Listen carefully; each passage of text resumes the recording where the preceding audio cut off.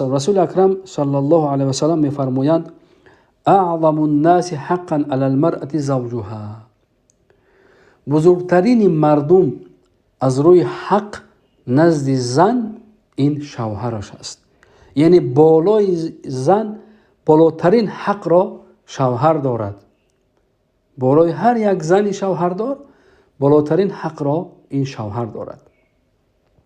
و یقول ایضا علیه الصلاة والسلام، همچنین رسول اکرم صلی الله علیه و سلم فرمودند ایما امرأة ماتت و زوجها عنها راض دخلت الجنه، رواه الترمذی و حسنه. هر زنی که میگوید از این دنیا فوت میکند، میمیرد، میرود و در حالی که این زن را شوهرش از اون راضی است، دخلت الجنه، این گونه زن داخل جنت می شود. اینو بینید، این چی گونه بشارت است که رسول اکرم